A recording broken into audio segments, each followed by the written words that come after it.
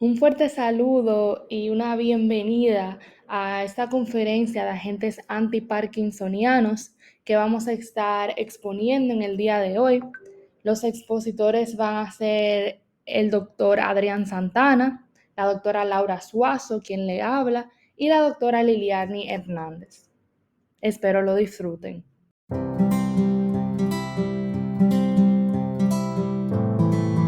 En nuestra agenda del día de hoy tenemos lo que es primero la fisiopatología, que va a estar impartida por la doctora Liliani Hernández, luego las manifestaciones clínicas por quien le habla la doctora Laura Suazo, luego el método diagnóstico por el doctor Adrián Santana, luego la familia de fármacos aprobados por la doctora Laura Suazo y finalmente las guías terapéuticas de esta enfermedad de Parkinson por el doctor Adrián Santana. Yo soy la doctora Liliani Hernández y le estaré hablando sobre los agentes antiparkinsonianos, específicamente de su fisiopatología. En la fisiopatología tenemos que saber que la enfermedad de Parkinson es ese trastorno neurológico crónico caracterizado por la degeneración progresiva de las células dopaminérgicas que están en nuestro cerebro. Cuando ocurre esa deficiencia de dopamina, es debido a la degeneración de esas células dopaminérgicas en la sustancia negra del cerebro, lo que conduce a una disminución de la dopamina en el cuerpo estriado, que es una región cerebral involucrada en el control motor. La principal función de los agentes antiparkinsonianos es reemplazar o aumentar la dopamina en el cerebro para aliviar los síntomas motores de la enfermedad. Existen diferentes enfoques terapéuticos como son los agonistas dopaminérgicos, los inhibidores de la enzima monoaminoxidasa y los inhibidores de catecolmetiltransferasa que le hablaré más adelante. Continuando con lo que le estaba comunicando anteriormente, aquí tenemos los agonistas dopaminérgicos y la monoaminoxidasa. Los agonistas dopaminérgicos como el pramipexol, el ropinirol y el bromocriptino, ellos lo que se encargan de hacer es actuar directamente sobre los receptores de dopamina en el cerebro. Estos fármacos imitan la acción de la dopamina y estimulan los diferentes receptores dopaminérgicos, aliviando los síntomas de la enfermedad de Parkinson. En cambio, la monoaminoxidasa es aquella enzima que se encarga de degradar la dopamina en el cerebro. Los inhibidores de esta monoaminoxidasa, como la selegilina y la rasagilina, se encargan de bloquear selectivamente la actividad de esta enzima, lo que va a resultar en un aumento de la disponibilidad de dopamina en el cerebro y una mejora en los síntomas de la enfermedad de Parkinson. Por último, aquí tenemos los inhibidores de la catecol o metiltransferasa, que es una enzima que se encarga de degradar la dopamina, y los inhibidores son la entacapona y la tolcapona, que se encargan de bloquear la actividad de esta enzima, lo que prolonga la acción de la levodopa y aumenta su disponibilidad en el cerebro. Esto ayuda a controlar los síntomas motores de la enfermedad de Parkinson. Hasta aquí ha sido mi intervención y les dejaré con uno de mis compañeros. Antes que nada, darle muchas gracias a la doctora Liliani Hernández por compartirnos esta fisiopatología de lo que es la enfermedad de Parkinson. Esta conferencia espero que sea de agrado para todos nuestros oyentes. Ahora Yo, la doctora Laura Suazo, voy a estar hablándoles sobre las manifestaciones clínicas de lo que es esta enfermedad. Básicamente, las manifestaciones clínicas principales o los síntomas cardinales que vamos a ver en esta enfermedad va a ser el temblor de reposo, la bradicinesia, la rigidez e inestabilidad postural. Básicamente, esta enfermedad de Parkinson se caracteriza por una lenta y asimétrica, por así decirlo, aparición de esos síntomas y signos que acabo de mencionar. El temblor que se va a ver va a ser de reposo, como mencioné anteriormente, va a ser asimétrico y va a disminuir al mantener una postura. Este básicamente va a afectar principalmente a lo que son las manos y los pies, aunque también con frecuencia podemos ver este signo en la cara, así como la mandíbula y los músculos de lo que es la lengua. En las manos, este va a producir la característica cuenta de monedas, así se le suele decir, eh, ya que va a tener esta visión, o sea, se va a ver este signo de esta manera, como si estuviese contando las monedas de manera rápida. Esta enfermedad suele comenzar en un hemicuerpo y progresar posteriormente al lado contralateral. Por otro lado, la bradicinesia o lentitud del movimiento es el componente más incapacitante, se podría decir. El retraso en el inicio de una orden y la reducción en la amplitud de los movimientos voluntarios van a hacer que tareas tan simples como lo que es escribir, vestirse o hasta abrocharse botones se conviertan en imposibles, básicamente.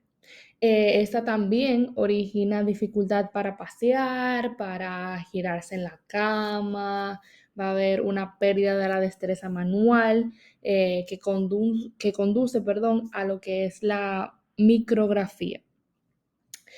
También podemos decir que esta enfermedad es característica, o sea, la caracteriza lo que es la marcha en pequeños pasos. Y la última expresión de la bradicinesia es lo que es el bloqueo o congelación, también conocido como freezing, donde el paciente repentinamente se va a quedar enganchado en el sitio, como con los pies pegados al suelo, se podría decir. Por otro lado, tenemos lo que es la rigidez, que es el aumento del tono a lo largo de todo el movimiento pasivo de la extremidad. Esta va a ser una rigidez en rueda dentada, que se va a notar mejor cuando se flexiona y extiende pasivamente, o con lo que es el signo de Froment. Por otro lado, la alteración de reflejos posturales origina dificultad para mantenerse de pie en lo que es una posición recta, y los pacientes presentan un trastorno de la marcha con pasos cortos y arrastrando los pies con giros en bloque. Va a ser una marcha festinante, con postura encorvada, como si estuviesen corriendo detrás de su centro de gravedad, básicamente. Este se va a explorar con la prueba del empujón, que básicamente consiste en tirar al paciente hacia atrás para ver cómo este va a recuperar el equilibrio. Siguiendo con demás manifestaciones clínicas con respecto a la enfermedad de Parkinson, otros síntomas que pueden presentar estos pacientes van a ser trastornos del habla. Estos pueden incluir la disartria hipocinética y la hipofonía. Por otro lado, tenemos lo que son las alteraciones autonómicas. Aquí el paciente va a presentar lo que es hipotensión ortostática, una impotencia. También podemos ver lo que es el estreñimiento, tenemos seborrea y también alteraciones de la regulación térmica con sudoración específicamente. Aquí también en estas alteraciones autonómicas vamos a tener lo que es la incontinencia urinaria de urgencia, disfagia e hipercialorrea. También podemos ver lo que es la hiposmia. Por otro lado, tenemos lo que son los trastornos del sueño. En este, el paciente va a presentar la alteración del ritmo vigilia-sueño, como ya conocemos. puede presentar insomnio por diferentes causas como la falta de movilidad, el paciente, como mencioné, va a presentar depresión, acaticia, mioclonía nocturna o síndrome de las piernas inquietas, sueños vividos y vocalizaciones nocturnas. Entonces, estos mismos pueden provocar ese insomnio pues en el paciente. Por otro lado, como mencioné, una depresión también puede ser otro de los síntomas de la enfermedad de Parkinson, ya que alrededor de cerca de un 40% de los pacientes sufren depresión inherente o reactiva. Por otro lado, tenemos lo que son alucinaciones y psicosis. Son sobre todo nocturnas, esto cabe destacar, y de tipo visual. Esas suelen estar relacionadas con fármacos dopaminérgicos, como ya mencionó la doctora Liliana Hernández. La dopamina tiene una función bien importante en lo que es esa enfermedad de Parkinson. Finalmente tenemos lo que es la demencia. Esta aparece en un 15 a 25% de los pacientes con síntomas subcorticales. Y básicamente esta se va a caracterizar por bradifrenia o enlentecimiento del pensamiento, también lo que es el síndrome disejecutivo. También podemos mencionar que el paciente va a tener una dificultad para cambiar pues la atención mental, va a haber una falta de iniciativa, lo que es la apatía, depresión y ya menos frecuente podemos ver un síndrome afaso-apraxoagnóstico. Excelente, ya que hemos visto la fisiopatología, las manifestaciones clínicas y el método diagnóstico para esta enfermedad de Parkinson, ahora yo les quiero mencionar lo que es la familia de fármacos que están aprobados para el manejo de la enfermedad de Parkinson. Básicamente no se dispone hoy en día de fármacos neuroprotectores, por así decirlo, que son capaces de modificar el curso progresivo de la enfermedad. El tratamiento viene siendo pues sintomático y se va a fundamentar básicamente en la aplicación de medidas generales, lo que incluyen el ejercicio físico, fisioterapia, logoterapia y así. De tratamientos farmacológicos, por otro lado, y quirúrgicos. Pero yo les quiero hablar sobre los farmacológicos en este caso. El tratamiento médico y en particular el que vamos a utilizar más frecuentemente son los fármacos dopaminérgicos, como lo es la levodopa, que es en la que yo me voy a estar centrando el día de hoy. Y por otro lado tenemos otra familia de fármacos que está aprobada también para el manejo de la enfermedad de Parkinson, que son los agonistas dopaminérgicos, que usualmente se dan en conjunto con la levodopa, pues a pacientes que no les potencia tanto la misma. Entonces, como estaba diciendo, se va a utilizar en particular la levodopa, que es eficaz para mejorar los síntomas clásicos, como mencioné anteriormente, a través de esa conferencia, lo que es el temblor, la rigidez y la bradicinesia. Y se acostumbra a administrar durante el resto de la vida del paciente. Bueno, la levodopa es el fármaco más eficaz en el tratamiento sintomático de la enfermedad de Parkinson. Es un derivado aminoacídico que va a cruzar con facilidad lo que es la barrera hematoencefálica que ya conocemos y se va a metabolizar a dopamina en los ganglios basales, por lo que es la acción de la enzima dopa descarboxilasa. Esta se va a administrar junto con un inhibidor periférico de la dopa descarboxilasa, conocido como IDD. Estos inhibidores enzimáticos no van a atravesar esta barrera que ya les mencioné, lo que va a permitir que se transforme la levodopa en dopamina en el cerebro, pero evita esta conversión en los tejidos extracerebrales. Esto va a causar náusea y vómitos frecuentes. Hoy en día se utilizan dos IDD, que es la carbidopa y la benseracida, ambas con efectos similares, pero no vamos a entrar directamente en ese tema. El tratamiento con levodopa no altera el curso de la enfermedad y su uso suele reservarse para pacientes con síntomas que pues no han mejorado con medidas más simples.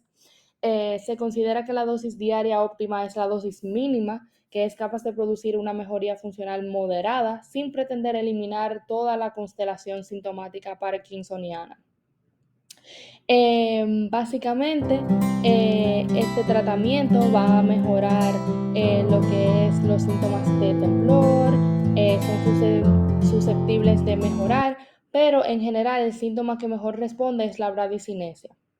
Los pacientes van a recuperar lo que es la agilidad motora, la voz aumenta en volumen, la escritura tiende a normalizarse y de forma similar, pues el temblor y la marcha van a mejorar.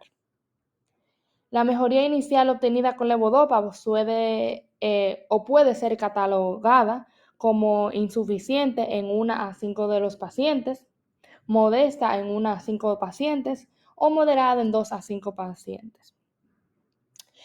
Básicamente, la mejoría inicial se mantiene durante 2 a 3 años, a partir de los cuales no es infrecuente que los pacientes empeoren de tal modo que a los 6 o 7 años de tratamiento continuada, pues la incapacidad funcional en una tercera parte de los pacientes es igual o mayor que el nivel de incapacidad previo al tratamiento.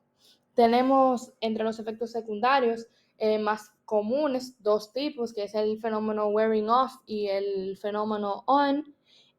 Básicamente, esto, el wearing off, que es el denominado deterioro de fin de dosis, consiste en la reaparición de síntomas parkinsonianos varias veces al día, ya sea al levantarse por la mañana, asinesia matinal, antes de la primera dosis del día de la levodopa o durante el día antes de las diversas tomas de la levodopa.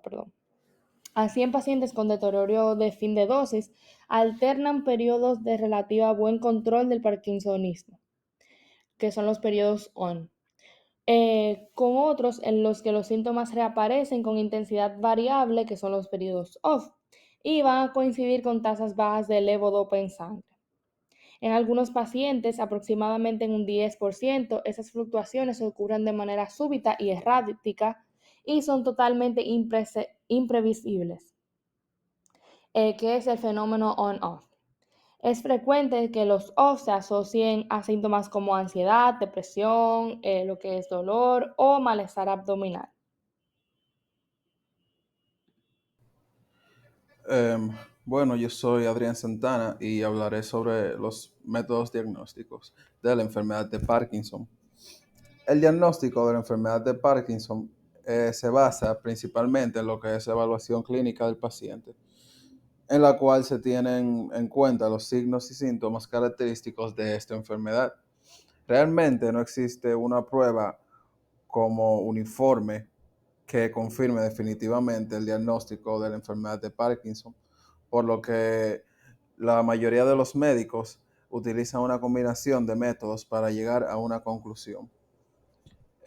A continuación, como podemos ver, les presentaré los métodos más utilizados en la enfermedad de Parkinson. Primero tenemos lo que es la historia clínica y examen físico, donde el médico recopila información detallada sobre los síntomas y la historia médica del paciente. Se realiza un examen físico completo para evaluar los signos característicos de la enfermedad, como la rigidez, movimientos lentos, el temblor y la alteración del equilibrio. Luego tenemos lo que son las escalas de evaluación de síntomas, donde se utilizan diversas escalas y cuestionarios para evaluar y también cuantificar la gravedad de los síntomas de la enfermedad de Parkinson. Hay un sinnúmero de escalas realmente, como la escala de Yard, de Hohem, entre otras. También cabe destacar otra que es muy utilizada, que es el test de las 8 preguntas. Luego tenemos lo que son las pruebas neurológicas, donde se pueden realizar pruebas de este tipo para evaluar la función motora y cognitiva del paciente. Estas pruebas pueden incluir la evaluación de los reflejos, la coordinación motora, también para evaluar lo que es la marcha y el equilibrio.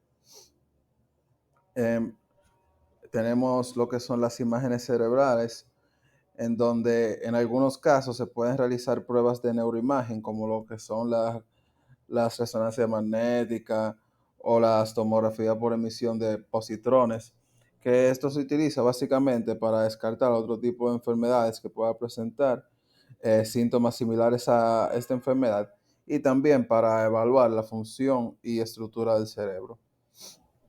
Por último, tenemos lo que son las pruebas de respuesta a la medicación. Entonces, el médico puede administrar una dosis de levodopa, u otro medicamento utilizado en el tratamiento de Parkinson para evaluar si se puede producir una mejoría significativa de los síntomas, lo cual puede respaldar el diagnóstico de lo que es la enfermedad de Parkinson. Ahora voy a hablar sobre las guías terapéuticas que son utilizadas en la enfermedad de Parkinson. Estos son unos documentos desarrollados por sociedades médicas y expertos en el campo de la enfermedad de Parkinson. Estas guías proporcionan recomendaciones basadas en lo que es la evidencia científica actualizada para el manejo y tratamiento de esta enfermedad. También sirven como referencia para los médicos en la toma de decisiones clínicas y ayudan a estandarizar las prácticas médicas del tratamiento de la enfermedad de Parkinson. Algunas de las guías más reconocidas incluyen las publicadas por la Sociedad Internacional de Parkinson y Trastornos de Movimiento, o MDS, también la Academia Americana de Neurología, o AAN. Estas guías son basadas en una revisión exhaustiva de la evidencia científica disponible. También proporcionan recomendaciones basadas en eficacia, seguridad y calidad de los tratamientos. Estas también pueden abordar aspectos específicos como el manejo de los síntomas motores, las complicaciones no motoras, el cuidado disciplinario del paciente o multidisciplinario, y también habla sobre lo que es el tratamiento quirúrgico. El tratamiento para la enfermedad de Parkinson se basa en abordar los síntomas motores y no motores de la enfermedad y puede variar según la etapa de la enfermedad y las necesidades individuales de cada paciente. Aquí yo tengo algunas de las opciones más comunes de lo que viene siendo el tratamiento. Aquí tenemos los medicamentos, que son la base del tratamiento para la enfermedad de Parkinson realmente. Y dentro de estos tenemos muchos medicamentos, pero yo puse los más comunes y los más utilizados por los doctores, que son la levodopa, que es el fármaco por elección básicamente, o el más efectivo para aliviar los síntomas motores de Parkinson. Y este se convierte en dopamina en el cerebro y ayuda a compensar la deficiencia de dopamina. La levodopa también se suele combinar con un inhibidor de la enzima descarboxilasa periférica para su mejor absorción y reducir los efectos secundarios.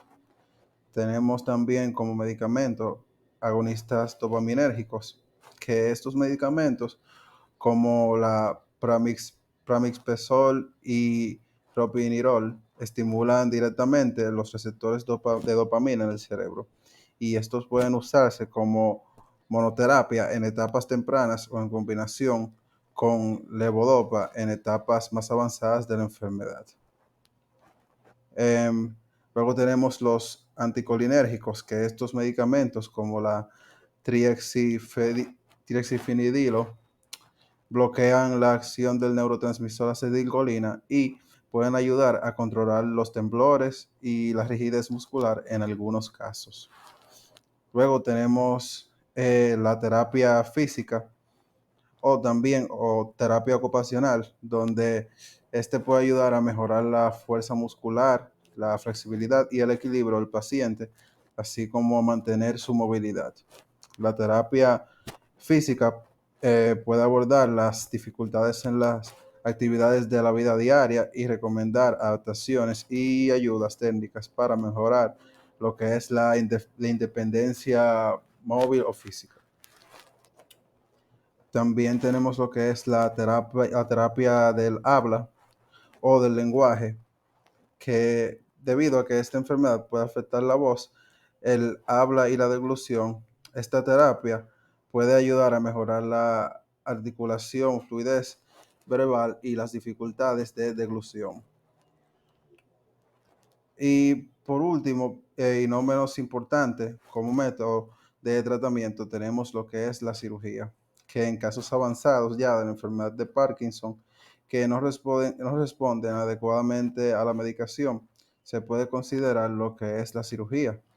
La estimulación cerebral profunda es una opción quirúrgica común en la cual se implanta un dispositivo en el cerebro que envía impulsos eléctricos para controlar los síntomas motores. Cabe destacar que también además de estas opciones, se pueden recomendar cambios en el estilo de vida como mantener una dieta saludable y equilibrada, hacer ejercicio y participar en actividades cognitivamente estimulantes. También es importante destacar que el apoyo emocional, la participación en grupos de apoyo puede ser beneficioso y también el apoyo de sus familiares.